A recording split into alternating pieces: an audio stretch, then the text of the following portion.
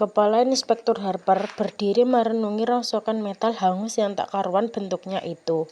Sebuah mobil yang terbakar selamanya adalah objek yang memuakkan. Biarpun tanpa tambahan sosok mayat yang hangus dan menghitam di dalamnya.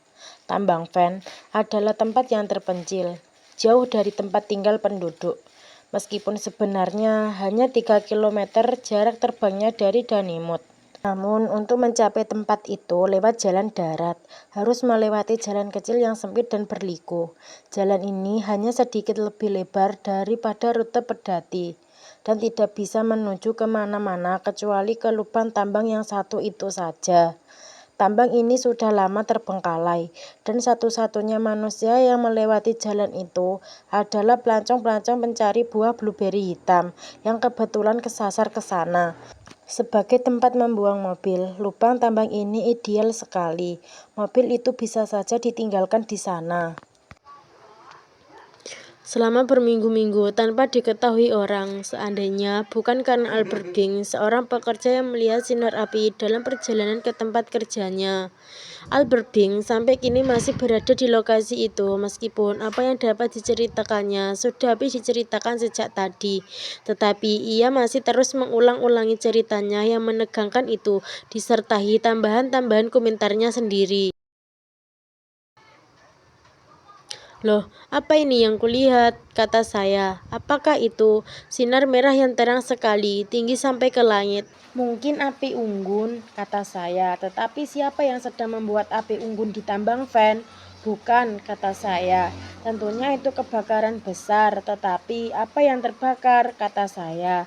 "Di sana tidak ada rumah maupun peternakan. Saya tidak tahu harus berbuat apa, tetapi karena waktu itu saya melihat polisi Grant mendatangi dengan sepedanya. Saya menceritakan kepadanya, waktu itu apinya sudah padam, tetapi saya tunjukkan di mana saya melihat sinar merah itu tadi. Ada di sana, kata saya. Nyala yang merah di langit, kata saya. Boleh jadi onggokan sekam, kata saya, yang mungkin dibakar oleh salah seorang gelandangan.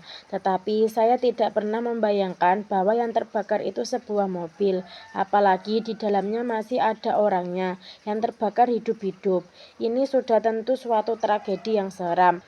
Polisi Granshire sedang sibuk, foto-foto telah diambil, dan polisi mayat yang hangus sudah dicatat dengan seksama sebelum dokter bedah polisi datang untuk mengadakan pengusutannya sendiri. Dokter polisi ini sekarang mendekati Harper sambil menepuk-nepuk abu hitam dari tangannya. Bibirnya terkatup dengan geram. "Suatu pekerjaan yang sempurna," katanya. "Yang tersisa hanya sebagian dari satu kaki dan sepatunya. Secara pribadi, sekarang saya masih belum dapat menentukan apakah itu mayat pria atau wanita, meskipun nanti kita bisa mendapat sedikit keterangan dari bentuk tulangnya.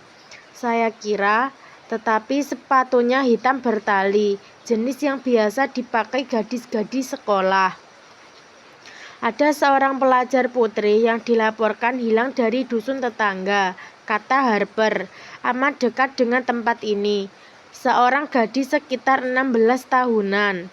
Kalau begitu, mungkin itu mayatnya," kata dokter polisi. "Anak malang," Harper berkata dengan canggung. "Dia masih hidup ketika..." Tidak, saya kira tidak. Tidak ada tanda-tanda ia berusaha keluar dari mobil. Tubuhnya dalam posisi duduk lemas di jok mobil, kakinya di luar. Menurut saya, ia sudah mati ketika ia ditinggalkan di sana. Kemudian mobil itu dibakar dalam usaha menghilangkan bukti-bukti." Ia berhenti sejenak, kemudian bertanya, "Apakah saya masih dibutuhkan?" "Saya kira tidak, terima kasih." "Baiklah, saya pergi dulu." Dokter itu berjalan kembali ke mobilnya. Harper menghampiri salah seorang sersannya yang sedang sibuk, orang yang ahli dalam penelitian mobil. Sersan ini menengadah ketika Harper berada di sisinya. "Kasus yang cukup jelas, Pak. Bensin dituangkan ke mobil itu dan mobil dengan sengaja dibakar. Kami menemukan 3 jerigen kosong di semak-semak sana. Sedikit lebih jauh dari sana, seseorang dengan hati-hati sedang menyusun benda-benda yang ditemukannya dari rongsokan itu. Ada sebuah sepatu kulit hitam yang hangus. dan masih melekat suatu sayatan yang hangus dan hitam. Sementara Harper mendekat, bawahannya menengadah dan berseru, "Lihat ini, Pak, ini membuatnya klop." Harper menerima benda kecil itu di tangannya. Katanya, "Sebuah kancing dari seragam pramuka." "Ya, Pak." "Ya," kata Harper. "Kalau begitu, sudah pasti ini pelajar putri itu." Harper seorang yang baik hatinya dan ramah merasa muak. Pertama-tama Ruby Keene dan sekarang anak ini, Pamela Rivers. Katanya kepada dirinya sendiri, sebagaimana yang pernah dikatakannya sebelumnya. Apakah yang terjadi pada Greenshire? Tindakan selanjutnya adalah menelepon atasannya sendiri, "Pak Kepala Polisi." Kemudian dia akan menghubungi Kolonel Milchard. Menghilangnya Pamela Rivers terjadi di Redvershire, meskipun mayatnya kemudian ditemukan di Greenshire. Milchard harus mengetahui penemuannya ini. Tugas berikutnya yang harus dilakukan bukanlah tugas yang enak. Dia harus membawa berita duka ini kepada ayah dan ibunya Pamela Rivers.